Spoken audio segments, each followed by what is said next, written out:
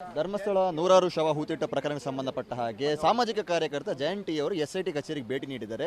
ಒಂದು ಸಾಕ್ಷಿದಾರನಾಗಿ ಒಂದು ದೂರು ಕೊಡೋದಕ್ಕೆ ಅಂತ ಅವರು ಬಂದಿದ್ದಾರೆ. ಏನಾಗಿದೆ ಘಟನೆ ನಾನು ಮಾತನಾಡ್ತೀನಿ ಸರ್. ಈಗ ಬಹಳ ತೀವ್ರ ಸ್ವರೂಪವನ್ನು ಪಡೆದುಕೊಂಡಿದೆ.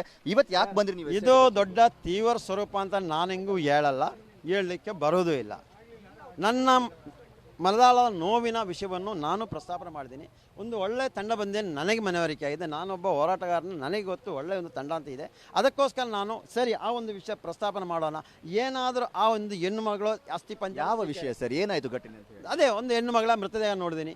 ಆ ಮೃತದೇಹ ಏನೋ ಮಾಡಿದ್ದಾರೆ, ಅದನ್ನು ಆದರೆ ಅಲ್ಲಿ ಇದ್ದರೆ ಅದನ್ನು ವಾಸದಾರಿಗೆ ತಂದೆ ತಾಯಿಗೆ ಹಸ್ತಾನ ಮಾಡಲಿ. ಎಷ್ಟು ವರ್ಷದಿಂದ ಆಗಿದೆ ಈ ಘಟನೆ? 15 ವರ್ಷ ಆಗಿದೆ ಸರ್. ಏನಾಗಿತ್ತು, ಯಾವ ಥರ ಇತ್ತು, ಯಾವ ಸ್ಥಿತಿಯಲ್ಲಿ ಇತ್ತು? ಅರ್ಧ ಕೊಳೆತ ಸ್ಥಿತಿಯಲ್ಲಿ ಇತ್ತು ಸರ್. ಎಲ್ಲಿ ಸಿಕ್ತು ನಿಮಗೆ, ನೀವು ಎಲ್ಲಿ ನೋಡಿದ್ರಿ? ಅದೆಲ್ಲ ನೋಡಿದ್ವಿ, ಅದೆಲ್ಲ ತನಿಖೆಯಲ್ಲಿ ಗೊತ್ತಾಗಬೇಕು ಸರ್. ಅಂದ್ರೆ ಧರ್ಮಸ್ಥಳ ಗ್ರಾಮದ ವ್ಯಾಪ್ತಿಯಲ್ಲಿ? ಧರ್ಮಸ್ಥಳ ಗ್ರಾಮ ವ್ಯಾಪ್ತಿ ಸರ್. ಅಂದ್ರೆ ಅರ್ಧ ಕೊಳೆತ ಸ್ಥಿತಿಯಲ್ಲಿ ಇತ್ತು? ಹೌದು ಸರ್. ಈಗ ನಿಮ್ಮ ಆರೋಪ ಏನು ಸರ್? ಅದಕ್ಕೆ ಏನು ಪ್ರಕ್ರಿಯೆಗಳನ್ನ ಮಾಡಿಲ್ಲ ಅನ್ನುವಂಥದ್ದು ಏನು? ಹೌದು, ಕಾನೂನು ಚೌಕಟ್ಟಲ್ಲಿ ಕೆಲಸ ಮಾಡಬೇಕಿತ್ತು, ಕಾನೂನು ಚೌಕಟ್ಟಲ್ಲಿ ಕೆಲಸ ಮಾಡಿಲ್ಲ. ಅದನ್ನು ಇನ್ನಾದರೂ ಮುಂದಕ್ಕೆ ಮಾಡಬೇಕು. ಅಂದ್ರೆ ಏನು ಕೆಲಸ ಮಾಡಿಲ್ಲ? ಪೊಲೀಸರ ಗಮನಕ್ಕೆ ತರಲಿಲ್ವಾ? ಕೇಸ್ ಆಗಲಿಲ್ವಾ? ಅಥವಾ ದಫನ ಮಾಡೋದು ಸರಿ ಆಗಲಿಲ್ವಾ? ಪೊಲೀಸರ ಸಮ್ಮುಖದಲ್ಲಾಗಲಿಲ್ವಾ? ಏನಾಗಲಿಲ್ಲ ಅಂತ? ಅದೇ ಏನು ಇಲಾಖೆಯವರು ಮಾಡಬೇಕು ಅವ್ರು ಮಾಡಿಲ್ಲ. ಅದು ಮಾಡಿದರೆ ಇವತ್ತು ಆ ತಂದೆ ತಾಯಿಗೆ ಆ ಮಗುವಿನ ಆ ಒಂದು ಮೃತ ಅವಸ್ಥೆ ಸಿಗ್ತಾ ಇತ್ತು, ಸಿಗಲಿಲ್ಲ. ಇವತ್ತು ಕೊರಗುತ್ತಾ ಇರ್ಬೋದು ಆ ತಂದೆ ತಾಯಿ, ನನ್ನ ಮಗಳು ಓದಲಲ್ಲ, ಎಲ್ಲಿ ಅಂತ ಗೊತ್ತಿಲ್ಲ ಅಂತ ಅಲ್ವಾ? ಅದನ್ನು ಅವತ್ತೇ ಮಾಡಬೇಕಿತ್ತು. ಆ ಕೆಲಸವನ್ನು ಆದರೆ ಇವತ್ತಿಗೆ ಏನಾದರೂ ಬಂದು ಅದಕ್ಕೆ ವಾಸದಾದ್ರೆ ಯಾರು ಇದ್ದರೆ ಮುಂದೆ ಬಂದರೆ ಕೊಡ್ಬೋದಲ್ಲ ಸರ್. ಆ ಕೆಲಸನ ಮಾಡ್ತಾ ಇದ್ದೀನಿ ಸರ್. ಅಂದರೆ ಆ ಟೈಮಲ್ಲಿ ಕೇಸ್ ದಾಖಲಿಸಿಕೊಳ್ಳಿಲ್ವಾ ಪೊಲೀಸರು? ಅದು ನೋಡಬೇಕು ಏನು ಮಾಡಿದ್ದಾರೆ ಅಂತ ತನಿಖೆಯಲ್ಲಿ ಮಾಡಬೇಕು. ನಿಮ್ಮ ಗಮನಕ್ಕಿಲ್ವಾ, ನಿಮ್ಗೆ ನೆನಪಿಲ್ವಾ? ಇಲ್ಲ. ಎಷ್ಟು ವರ್ಷಗಳ ಹಿಂದೆ ಅಂತ ಹೇಳ್ತಿದ್ದೀವಿ? 15 ವರ್ಷ ಅಂತೆ. 15 ವರ್ಷ. ಯಾವುದೇ ರೀತಿಯ ಕಾನೂನು ಪ್ರಕ್ರಿಯೆಗಳನ್ನು ಮಾಡಿಲ್ಲ? ಇಲ್ಲ.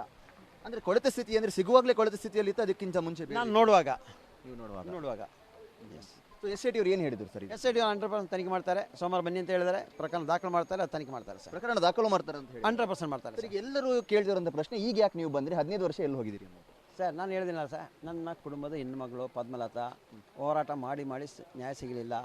ಸಂತೋಷ್ ಅಂತ ಚಾರ್ಮಾಡಿಯಲ್ಲಿ ಒಬ್ಬ ಬಸಡಿ ತಲೆ ಹಾಕಿಬಿಟ್ರೆ ಅದಕ್ಕೂ ಸಿಗಲಿಲ್ಲ. ಮತ್ತು ನನಗೆ ಅಂಥ ಸಂದರ್ಭದಲ್ಲಿ 15 ವರ್ಷ ಹಿಂದೆ ಅಷ್ಟೊಂದು ನಾಲೆಜು ಇರಲಿಲ್ಲ. ಇವಾಗ ದೇವರಿಂದ ಒಂದಿಷ್ಟು ನಾಲೆಜ್ ಕೊಟ್ಟೆ, ಅದರ ಪ್ರಕಾರ ನಾನು ಮುಂದೆ ಬಂದಿದ್ದೀನಿ ಸರ್.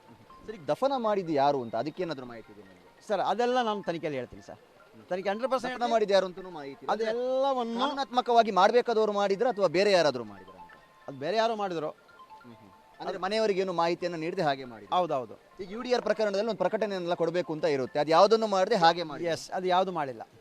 ಅದನ್ನೆಲ್ಲ ನಾನು ಮಾಹಿತಿ ತೆಗೆಯುವಾಗ ಇಂಥದ್ದು ನನ್ನ ನೆನಪಿಗೆ ಅಂತ ಸರಿ ಓಕೆ ಅದನ್ನು ಕೊಡೋಣ, ತನಿಖೆ ಆದ್ರೆ ಬಾಗ್ಲಿ ಅಂತ ನಾನು ಕೊಟ್ಟಿದ್ದೀನಿ ಸರ್. ಅಂದರೆ ಆ ಗ್ರಾಮದಲ್ಲಿ ಈ ಥರ ಸಾಕಷ್ಟು ಅಪರಿಚಿತ ಶವಗಳು ಬೇರೆ ಬೇರೆ ಜನ ಬರ್ತಾರೆ, ಹಾಗಾಗಿ ಸಿಗ್ತಾ ಇರುತ್ತೆ, ಪ್ರಕಟಣೆಯನ್ನು ಮಾಡಿರ್ತೀವಿ, ಅವ್ರು ಬಂದಿರೋದಿಲ್ಲ, ಆಗ ನಾವೇ ದಫನ ಮಾಡಿರ್ತೀವಿ, ನಮ್ಮದ್ರೆಲ್ಲ ದಾಖಲೆಗಳು ಇದೆ ಅನ್ನುವಂಥ ಒಂದು ವಾದ ಇನ್ನೊಂದು ಕಡೆಯಿಂದ ಬರ್ತಾ ಇದೆ. ಇದ್ರ ಬಗ್ಗೆ ಏನು ಹೇಳ್ತೀರಾ?